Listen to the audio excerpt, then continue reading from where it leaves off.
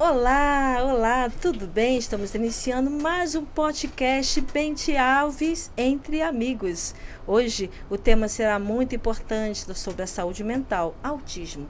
Já estamos com uma equipe aqui profissional, multidisciplinar, estamos aqui para bater aquele papo com você sobre autismo. E antes de nós iniciarmos o nosso bate-papo, a nossa conversa aqui muito importante, nós vamos falar sobre os nossos colaboradores.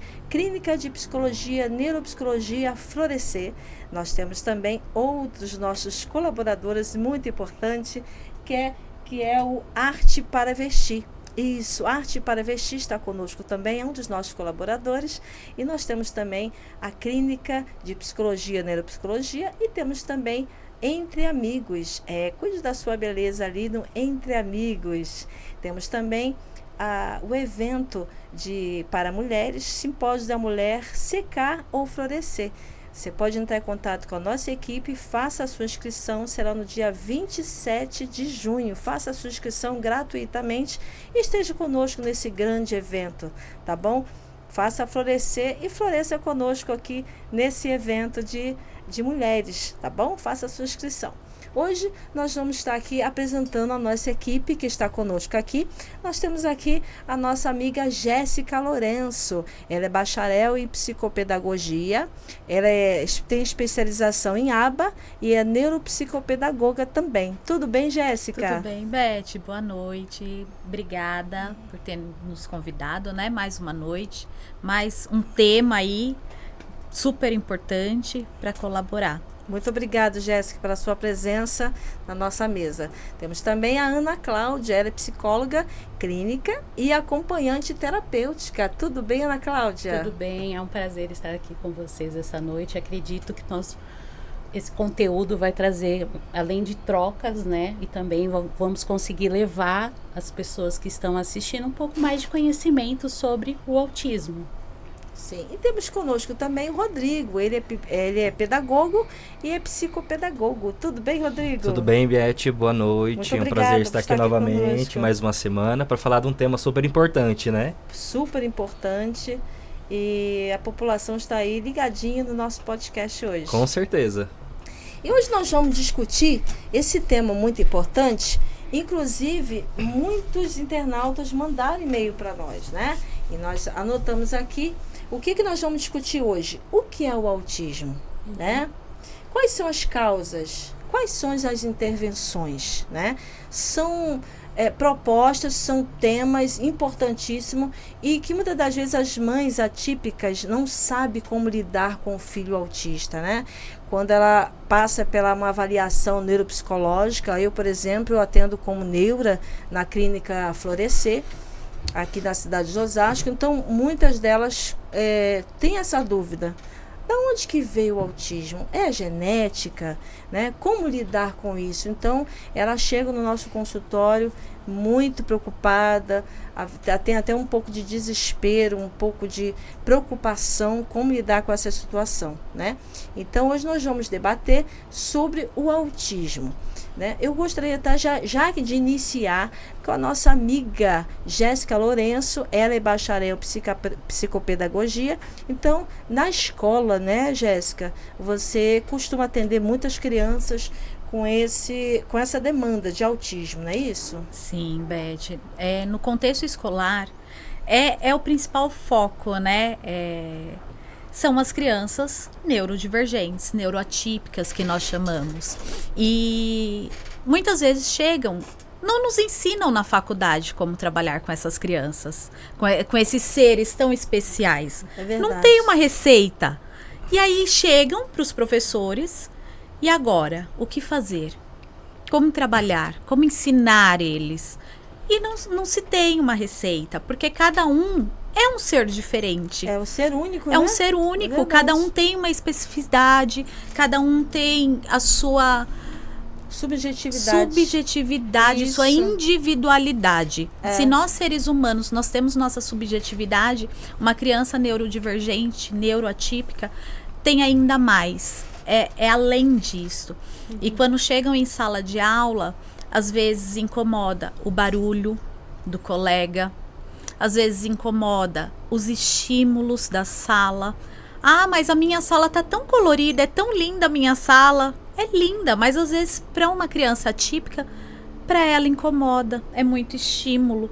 E aí é onde vem muitas dificuldades de aprendizagem, dificuldade no aprender, dificuldade no socializar, no se alimentar. Às vezes um simples beber de uma água é difícil também na escola. O comer, o pegar em um lápis. Ah, mas é só um lápis, Jéssica. O que tem um lápis? É difícil para uma criança atípica. É difícil ela entender, às vezes, o conteúdo da sala. Tem muitas crianças que, às vezes, estão ali no primeiro ano do ensino fundamental, séries iniciais, que corresponde ainda pela pré-escola. E aí? E o professor não tem uma receita para lidar com essa criança. É onde entra o trabalho psicopedagógico, de ir preenchendo essas lacunas da aprendizagem, preenchendo a lacuna do pegar, do cortar, do socializar, porque o socializar também faz parte da aprendizagem. Essa autonomia, né? Autonomia, porque a mãe não estará lá. E como que vai ficar? Olha a importância de uma equipe multidisciplinar. Muito. É o que a equipe, nós conversamos ontem, né? Debatemos ontem, não, no podcast anterior, né? Sim. Sobre o precoce, né? O atendimento precoce. Como é importante esse atendimento precoce, né? Sim, até porque o atendimento precoce, muitas mães pensam, não, eu só posso levar o meu filho para uma avaliação quando ele entrar na idade escolar. E não. Lá no berçário, lá com a criança com meses, ela também pode já avaliar. Já a criança, com 2 aninhos, a partir dos 6 meses, já dá indício. 6 meses de vida. Aos 2 anos que se inicia ali a intervenção precoce, é onde você começa a liberar estímulos, né, neuroplasticidades, para que a criança comece a se desenvolver, comece a cada vez mais aprender novas coisas. Ah, Jéssica, mas é pouco tempo. Não, não é pouco tempo. Se eu começar lá aos 2 anos de idade, aos 1 ano e meio, quando chegar lá na frente, pode ser? Pode. Ele vai ter dificuldade? Vai. Porque não existe ex-autista, né? Mas ele vai estar num aprendizado diferente, de uma maneira diferente. Ele vai conseguir socializar, ele vai conseguir, às vezes, interpretar, conversar. Olha só que diferença, né? A importância disso. De um bom atendimento. Exato. Nós temos uma fonte aqui, que é o Centro de Controle de Prevenção nos Estados Unidos. Isso aqui é muito importante para trazer para o nosso público. De 2004 a 2021, houve um aumento, uma prevalência de autismo de 1 a cada 44 pessoas temos um autista. Em todas as salas de aulas nós temos um autista. O número tem crescido assim de uma maneira muito grande. E as pessoas perguntam, Beth, de onde vem o autismo? É genética, né? Então, essa importância de nós estarmos debatendo esse tema aqui hoje, aqui no podcast. E eu gostaria já de chamar o Rodrigo, que ele é pedagogo também, psicopedagogo. Vamos falar um pouquinho sobre os mitos que nós ouvimos na sociedade, né? Muito é culpa da mãe? Né? Não. Aí vem, são as vacinas? Aí Também outra não. pergunta, é a poluição? Aí outra pergunta, são mães geladeiras? Né? Foi o que eu comi? Foi o que eu comi? O que você tem a dizer Né? sobre isso, Rodrigo? Bom, não são mitos, né? Mitos são falas que a população brasileira, infelizmente, tem esse modo de agir, de falar, né? A questão, quando a gente fala sobre o autismo, é um assunto muito importante, até porque é uma questão genética, né? Mas será que foi? Será que não é aquilo que nós conversamos até na semana passada? Foi. A intervenção precoce, a avaliação precoce é de suma importância no dia de hoje, Importância. né? Falar sobre o autista hoje é relevante, é um tema super importante, porque as pessoas, ela têm muitas vezes a dificuldade de identificar isso, né? É uma comorbidade, ele tem uma dificuldade, mas é uma dificuldade só na fala, é uma dificuldade só sensório-motora, né? Então, as pessoas ficam com esse paradigma, né? Como é que eu sei? Como Onde saber, eu tenho... né? como saber? Onde que eu procuro? Né? E aí a gente tem os níveis de suporte do autista, né? Que aí mudando dentro do DSM-5 aí com as novas atualizações que tiveram, o nível de suporte de 1 ao 3, né? Que é aquele aluno verbal e o não verbal, que necessita da ajuda, né? O não verbal, o suporte nível 3, é aquele que necessita de uma ajuda, sempre de um responsável, de um profissional capacitado na área, para fazer tudo que é necessário no dia a dia. Suporte nível 2, né? Aluno muitas vezes verbal ou não verbal, que precisa de ajuda moderada, e suporte 1, que consegue ter, sim, uma vida, seguir uma vida tranquila, vamos usar esse termo, né? Necessitando de suporte apenas em alguns aspectos, em algumas áreas, né? Então, existem muitos mitos. A culpa é da mãe? Não, né? Eu procuro isso aonde? Eu acho isso aonde? A falta de informação, né? Exatamente. A falta de conhecimento cria esses mitos. Sim, né? sim. E é aquela coisa que as pessoas ficam com muito receio de ir atrás, de procurar e saber lidar com essas situações, né? Lidar com o autista, a gente tem muitas mães, né, neurodivergentes aí na nossa sociedade hoje em dia, que por elas e a criança, né? Não só a criança, o adolescente ou o adulto, né? E às vezes acabam ficando um pouco perdidas. Onde que eu vou, o que que eu preciso fazer, qual caminho que eu tenho que tomar. Então é um tema extraordinário de se falar, de se trabalhar, sabendo e observando da melhor forma possível, né, para que seja acompanhada essa criança com os profissionais adequados, seja feita uma boa intervenção, né? E os mitos não são verdades, tá? Mitos já tá falando, mitos são mitos, o nome já diz tudo. Então, vamos falar agora aqui com a Ana Cláudia. Ana Cláudia, em primeiro momento, uma mãe procura uma psicóloga para falar com você sobre o filho dela, né? Que está com reclamação no âmbito escolar, né? Então, em primeiro momento, a criança já passa pela psicóloga clínica, né? Sim. E a psicóloga clínica já tem aquele olhar clínico, já encaminha para a psicopedagoga, para neuropsicóloga, né? Passa para neuropsicóloga, a qual faz aquela avaliação mais apurada, essa investigação neural. E ali a gente já começa essa equipe funcional, uma equipe multidisciplinar, psicóloga, fono, nutricionista, psicopedagoga. Essa equipe, ela trabalha em unidade, trabalha no âmbito para uma falar a mesma língua em prol daquela criança. Lá Sim. onde você atende, na sua clínica, você tem atendido crianças com essas comorbidades, crianças autistas? Como que você trabalha, Ana? Sim, no primeiro momento eu faço, né, essa avaliação mais detalhada, né, levantamento de dados, e aí começo a conversar com a mãe sobre o desenvolvimento dessa criança, né, que aí a gente vai vendo que tem muitos casos de atrasos, né, então muitas crianças que demoram para falar, para engatinhar, para andar, como que é a interação dessa criança com o meio, com as pessoas com quem ela convive, né? Então, muitas crianças acabam ficando retraídas e, né, além da comunicação, né, que tem um atraso de fala, tem também dificuldades com a alimentação. Então, todas essas avaliações que eu acabei fazendo, né, trabalhando, né, na área clínica, né, que vão surgindo casos, né, e aí no levantamento de dados eu já consigo identificar que é um ponto para mim ficar em alerta, né, então aí eu já começo a investigar mais, né, com essa mãe, e tem um ponto muito interessante que eu trabalho, que é justamente as dificuldades das mães de enxergar, né, o quanto a criança ali está atrasada, né, no desenvolvimento. Então, tem muitas crianças que chegam assim com 5, 6 anos, até mais, né? Já peguei casos de adolescentes. E que a mãe, assim, ela busca uma ajuda, depois para, porque acredita que a criança vai ter uma melhora que não vai precisar mais. Né? Só que não é assim. Tem a aceitação também, né? Que eu vejo que em muitos casos a gente precisa trabalhar com a família, né? Eu sugiro muito para as mães leituras, indico a psicoterapia para as mães. Vamos lá, né? Como que é para você como mãe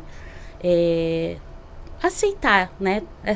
Lidar, né, com o filho, porque a mãe, ela tem um sonho, né? Toda mãe tem um sonho de ter um filho, vamos se dizer, dentro da nossa sociedade. O que é um filho perfeito? Um filho que brinca, que corre, que conversa, né? Como essa aceitação é importante, né? Então, entre a mãe, o psicólogo e a escola. Né? Exatamente. Essa interação entre a mãe e toda a equipe em prol daquela criança. Então, a aceitação já é um papel muito importante, né? Já é o primeiro passo para a gente ver o resultado nessa criança, né? Para a gente dar essa autonomia para essa criança no futuro, né? Preparar essa criança para a sociedade, não é isso, Ana? Sim, exatamente. Porque aí, em muitos casos, as mães ainda, né, têm essa expectativa e a gente precisa trabalhar com esse luto, né, dessa mãe. Que ela não consegue, ela sempre, né, tem ali uma expectativa, né, de que, vou fazer um pouco aqui, depois eu vou parar. Muitas, infelizmente, não conseguem seguir. É o que eu vejo. Então vão pulando, vão para uma clínica, vão para outra, buscam muitas coisas na internet, acabam vendo e não tipo assim, o que eu vejo, né, como profissional e acolhendo essa família, né, e esse paciente é justamente na orientação, né? Então vamos lá, vamos trabalhar em equipe, né? Justamente também necessário a gente se reunir, né, com a escola, né, com a Nutri, em alguns casos entra TO, fono, acompanhante terapêutico na escola, né, também. Essa interação é muito importante, né? Porque as pessoas perguntam, mas qual é o nível de suporte do meu filho que é autista, né? Muitas das vezes elas tem essas dúvidas que elas vêm tirar conosco também, né? Isso. Então, a interação, essa comorbidade é que faz ver se é nível 1, nível 2 ou nível 3, não é isso? O que você tem a dizer sobre isso? A nossa amiga Jéssica, sobre comorbidade, né? São muitas as comorbidades, São né? muitas. Eu costumo brincar muito, né? Quando eu oriento famílias, quando eu oriento mães, principalmente no meu espaço, eu falo, olha, o autismo ele nunca anda sozinho. Ele sempre vem com vários amiguinhos. Embora o autista não gosta de socializar, mas o autismo, ele gosta. Então, sempre vem com TDAH, vem com uma hiperatividade, com uma ansiedade, vem às vezes com um pouquinho de um TEPAC, tô falando bastante siglas, né? Mas eu vou desmistificar. Um TOD. Então, uma depressão, uma hiperatividade que gera uma ansiedade. Exatamente. Alguma síndrome do imperador. Às vezes a criança é não oralizada. E aí? Como que trabalha com tudo isso, né? Porque ele já é atípico. Ainda vem as comorbidades. Agora é importante você falar isso, que alguns deles vêm com uma superdotação, né? Também. A parte cognitiva, né? Um QI muito elevado. Sim, né? sim. A parte que deixa a desejar é a cognição social. Sim. Né? A cognição do aprendizado, dessa superdotação, eles são muito inteligentes, né? E eu acho interessante, Beth, nós desmistificarmos aqui a superdotação e a alta habilidade. Isso. Porque todas as pessoas pensam que altas habilidades é a mesma coisa que superdotação. E não. Superdotação é aquela criança muito inteligente, ele aprende sozinho, ele tem um QI a mais, porém as altas habilidades não. E eu já tive muitos profissionais da educação me perguntando, mas veio aqui no relatório da neuropsicóloga que ele é superdotado, que ele tem uma alta habilidade. Então, ele tem uma alta habilidade. Isso não significa que ele é superdotado. A alta habilidade dele pode ser numa fala, pode ser num desenho, pode ser num teatro. Então, é numa área específica. Área específica. Não que ele seja superdotado em tudo. Sim. Que ele tenha um expertise em tudo. Sim, ele vai pegar com mais facilidade, claro. porque ele tem um QI um pouquinho maior. E é interessante que no meu consultório atendi uma criança que começou a ler precocemente aos 3 anos de idade. Aí a mãe, não, minha filha é superdotada e tal, né? E eu conversando com aquela mãe, eu descobri que aquela criança é uma comorbidade. Sim. A leitura precoce aos 3 anos de idade. Sim. E ali não tinha uma superdotação, e sim um autismo. Sim. Né? E também está associado ao hiperfoco, né? Tá porque eles começam a se interessar por um determinado assunto.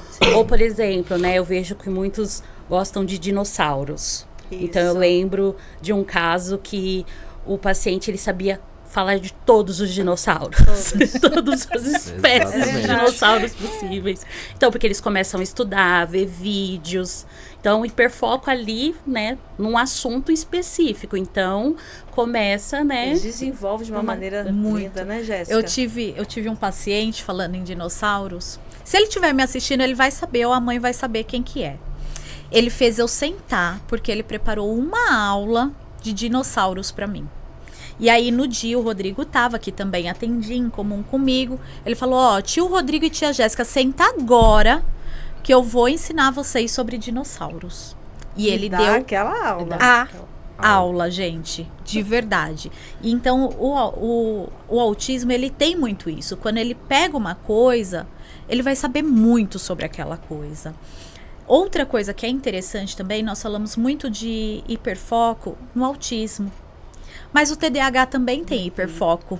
Tem. E pouco se fala do hiperfoco do TDAH. Porém, a diferença do TDAH e do autismo com o hiperfoco é que o TDAH são hiperfocos momentâneos. Então, eu vou saber muito sobre a caneca. Eu vou estudar tudo sobre caneca. Quando eu sanar minha dúvida, já tô satisfeito, já aprendi tudo. Já troca de objeto. Eu troco de hiperfoco.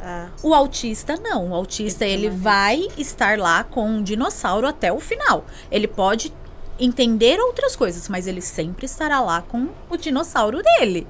Outro ponto que é muito bacana também de trabalhar, principalmente no autismo e relacionado à escola, é o PEI, né?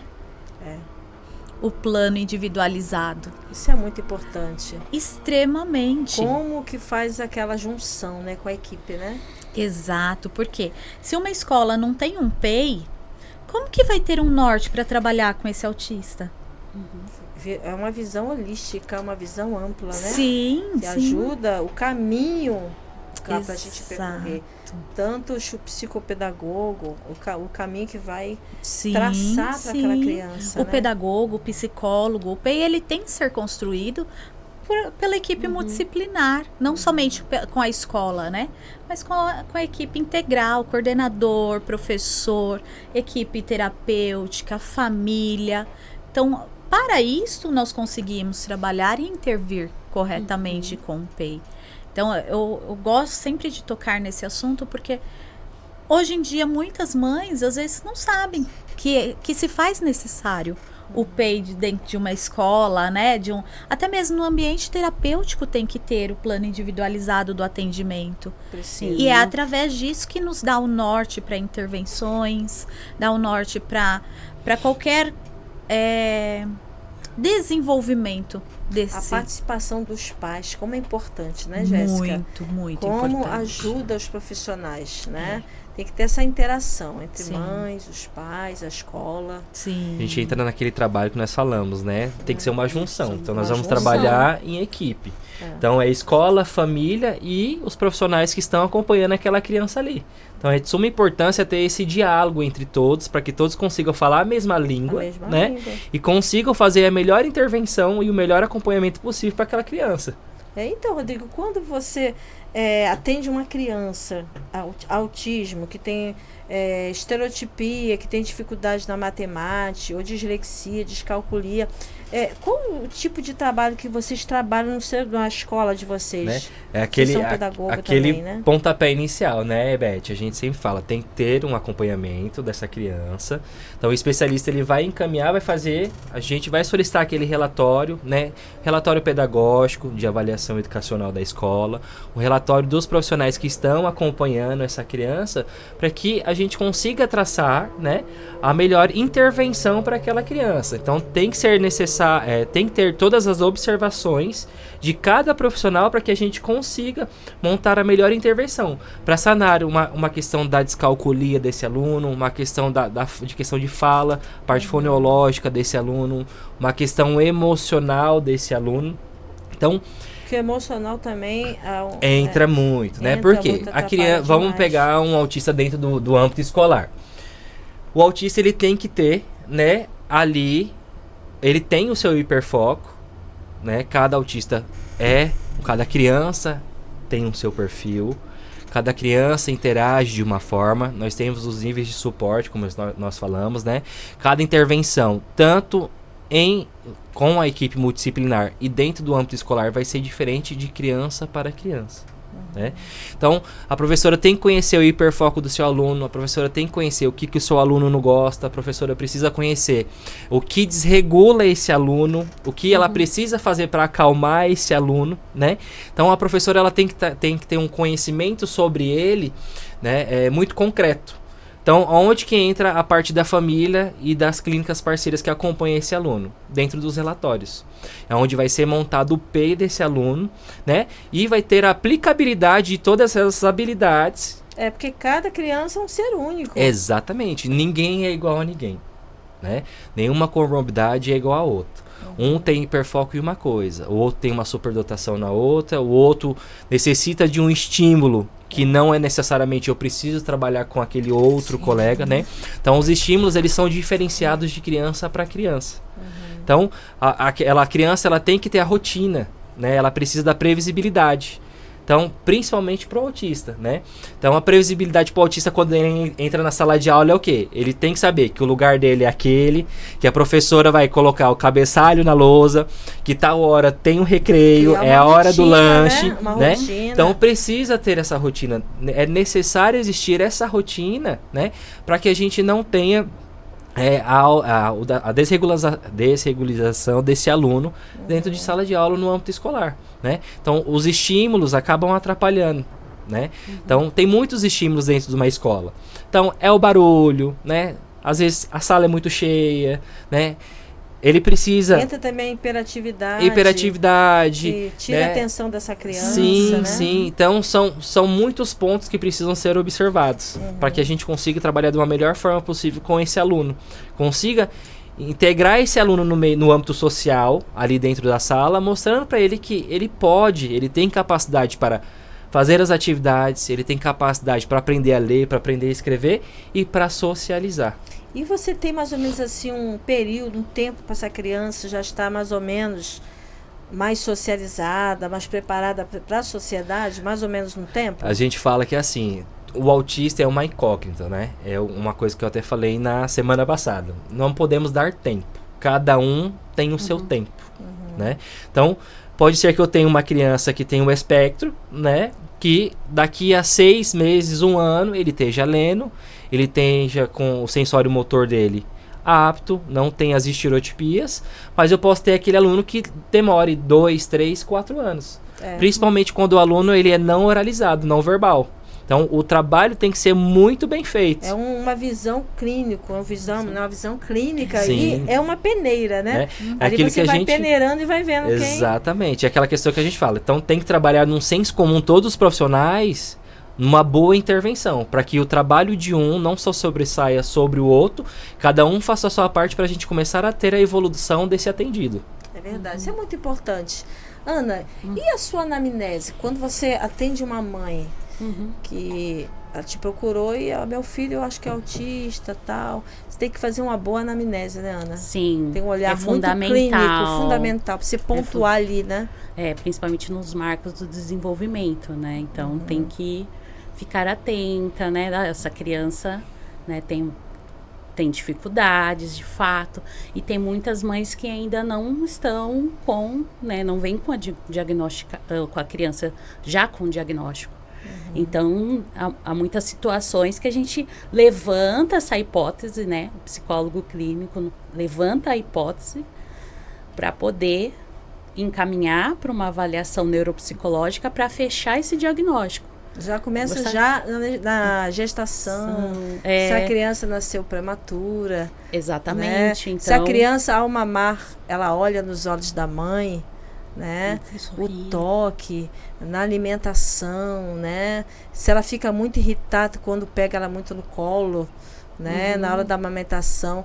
Esses são detalhes que a mãe pode já pontuar e trazer para o profissional. Uma boa anamnese é muito importante, muito né? importante. É o que eu vejo que ali, né, nessa primeira sessão, a gente já consegue enxergar algumas coisas que ainda a gente não pode compartilhar com a mãe, né? Mas a gente já consegue já pontuar já na anamnese, né, algumas coisas, mas que ainda a gente não pode dar esse, né, esse parecer ainda. A gente vai avaliando a criança, vai vendo como ela vai interagindo durante as sessões, né? E a importância das sessões estruturadas, né? Porque hoje tem se falado muito em relação aos métodos, né? Principalmente ao método ABA, né? Que é comprovado cientificamente em relação... Ela veio somar, ela né, veio com a somar, equipe, né? A importância, a nossa responsabilidade diante de uma criança, na nossa clínica, no nosso consultório, é de uma importância assim, muito grande, né?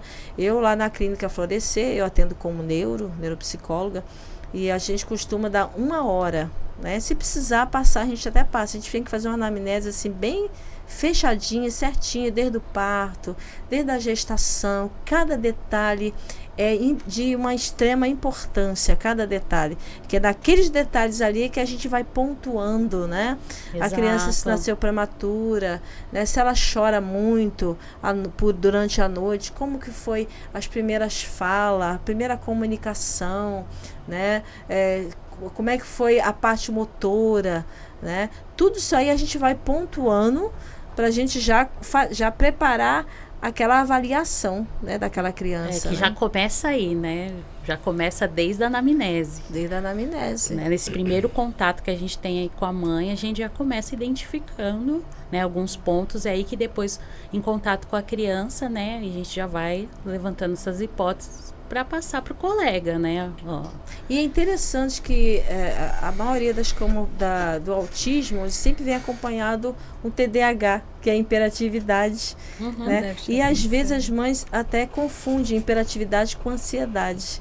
A criança não dorme, maltrata muito o cérebro, né? E a criança tem aquela parte da aceitação, ela maltrata muito o cérebro dela, e isso pode também desenvolver a depressão, né, Jéssica?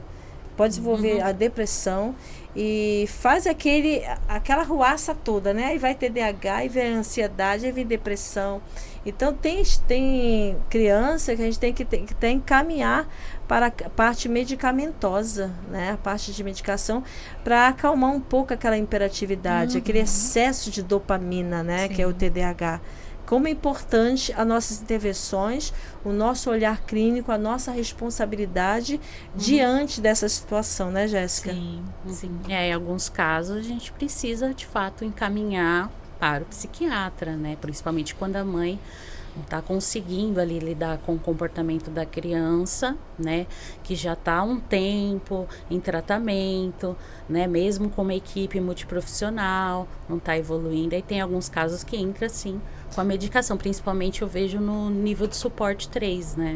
Que é um dos casos que tem aquela agitação, né, Tem casos que o profissional não consegue atender aquela criança devido ao excesso de dopamina, que é o TDAH, né? Eu tive um caso, uma criança de 5 anos, que a mãe teve que segurar ele pelas perninhas lá no consultório, né, para me poder conversar com a mãe. Então foi algo assim muito difícil.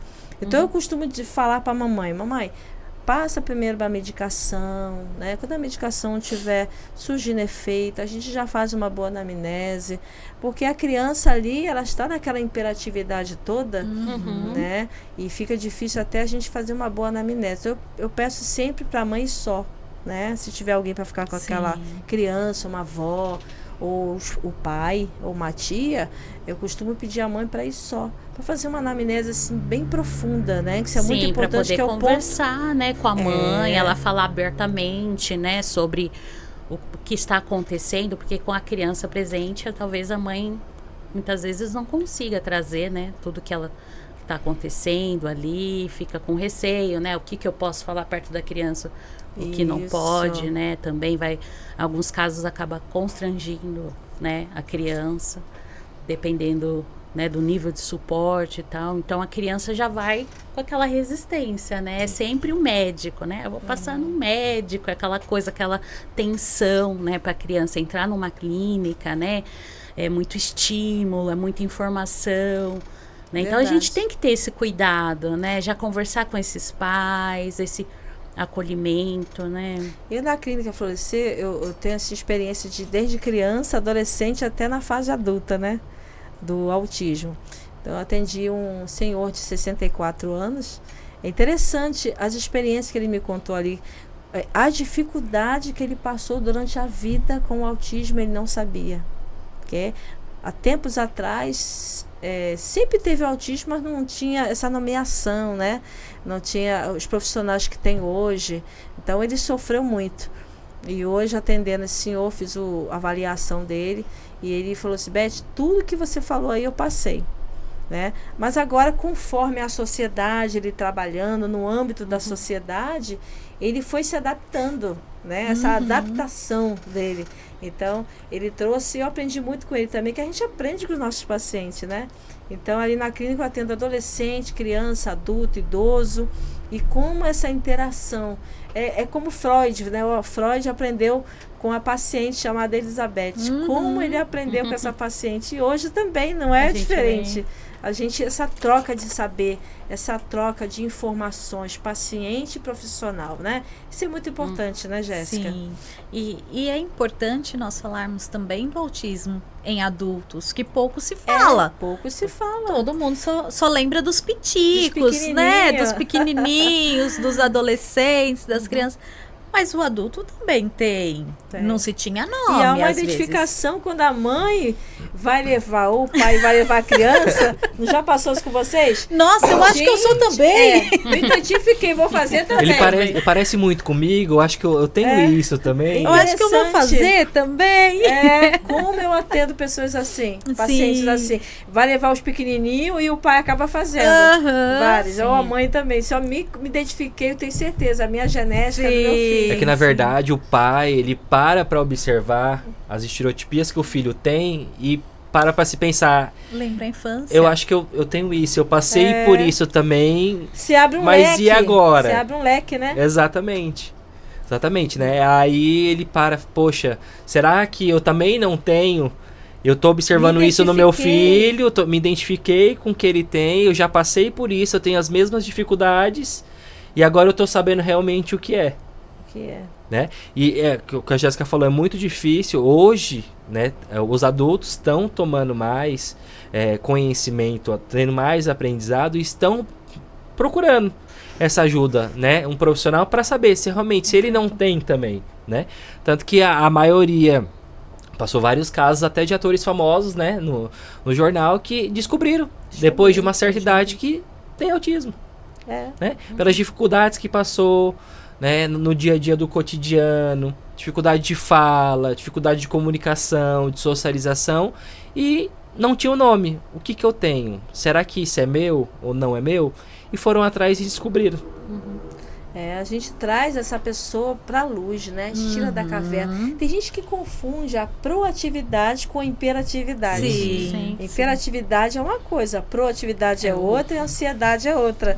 Tem gente que confunde, né? A imperatividade te deixa assim faz algo E não termina, pega outra coisa, não termina e faz aquela confusão toda. A proatividade não. A proatividade você termina aquilo que começa. Você é uma pessoa proativa. Sim. Você termina aquilo que começa, né? Agora, o proativo não, né?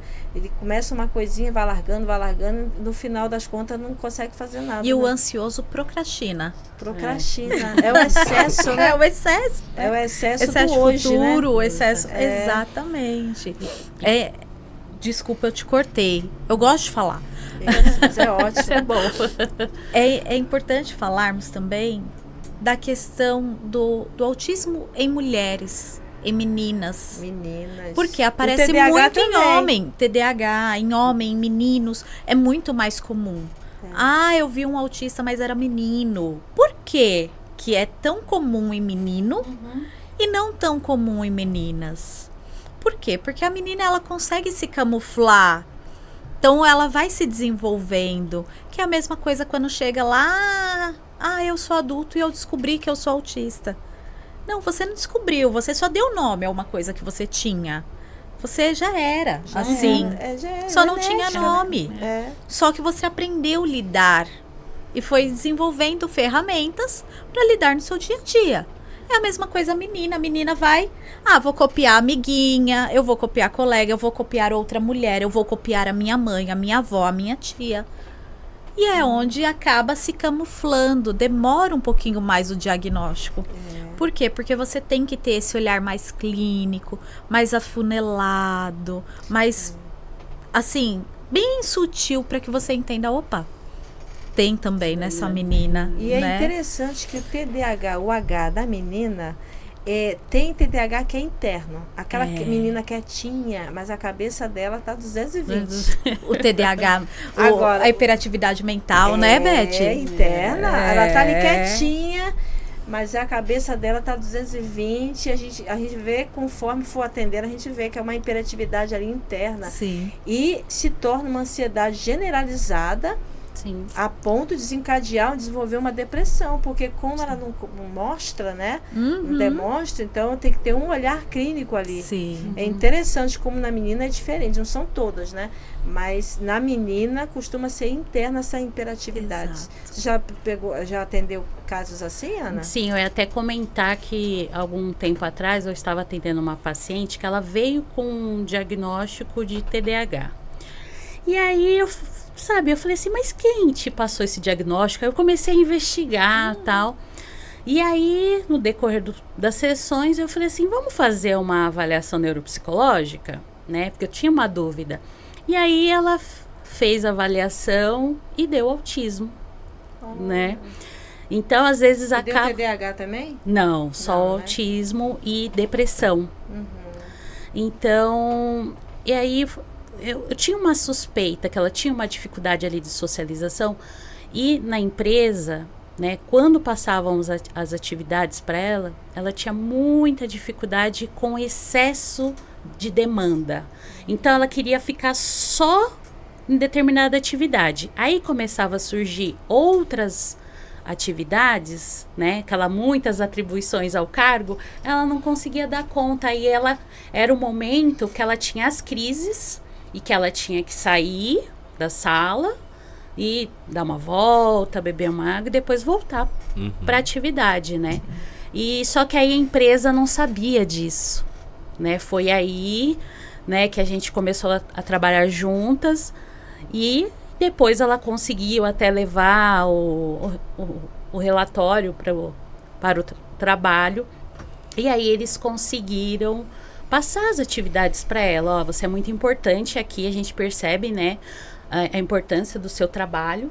Só que aí eles começaram. Então, isso é um ponto interessante, porque a partir, né, desse diagnóstico, a pessoa levando para o ambiente de trabalho, né, às vezes, né, não vamos falar de todas as empresas, mas no caso dessa, né, acabou ali montando, ó, você vai continuar, mas a gente vai, né, vamos ali selecionar, vamos te dar um tempo, né, para você conseguir executar.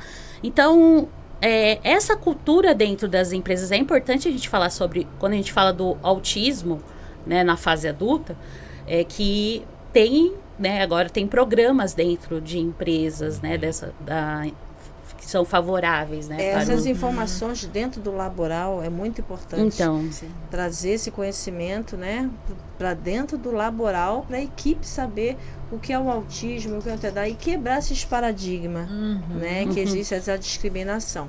Vamos fazer uma roda agora, que já está no final. Tão bom bate-papo, Tão né? bom, Já já está tá no final. Eu gostaria que vocês dessem as suas considerações finais.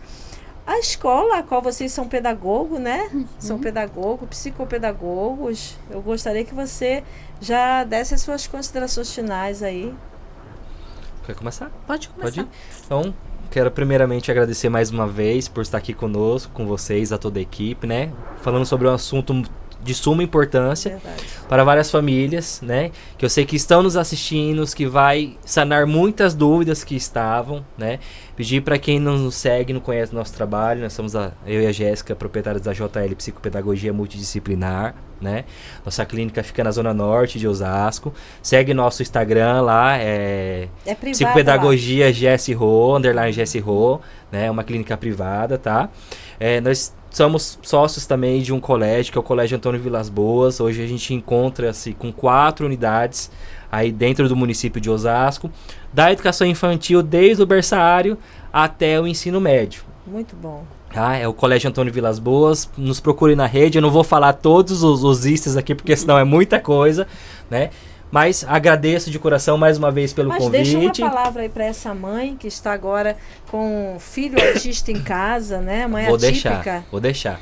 É para essa mamãe que estava com essas dificuldades. Saibam que vocês são capazes, sim, e são guerreiras e lutadoras e vão conseguir chegar ao objetivo, né? Que é ajudar o seu príncipe ou sua princesa a seguir uma vida, estar incluso dentro de uma sociedade e mostrar que vocês são capazes, sim, né? Que eles dependem de vocês e vocês dependem dele. Só que o amor de um para o outro não tem limites. E esse é o meu agradecimento de hoje. Muito obrigado, Rodrigo. Obrigado, Beth. Tudo bem, Jéssica? Dê as suas Bem. considerações finais. Fique à vontade. Que eu falo demais, gente. Eu gosto de falar, por isso que eu deixo os outros falar. Mas para essas mamães, esses papais também, porque às vezes não é uma luta. Nós muito nos falamos de somente a mãe e o pai. Porque normalmente família. o pai acaba, né, largando a mãe, é muito comum isso acontecer, ela fica sobrecarregada. Mas também tem algumas mães que também largam somente com os pais.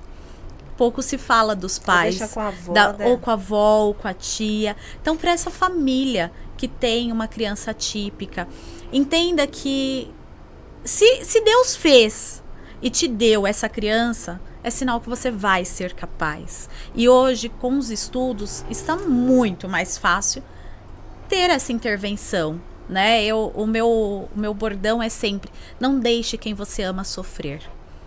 Então, tá em casa, tem dificuldade, nos procure. Nós estamos aqui para ajudar, à disposição. A nosso colégio, né? 30% são de crianças de inclusão. Então lá nós acolhemos muita inclusão. Nós abraçamos. Às vezes alguns colégios não querem, né? Ou falam: ai, eu não tenho mais vaga, eu não consigo te atender. Não. A tecnologia Pelo avançou contrário. demais, né, Jéssica? Exato. A tecnologia, a equipe multidisciplinar, tem informações de tudo quanto é lugar.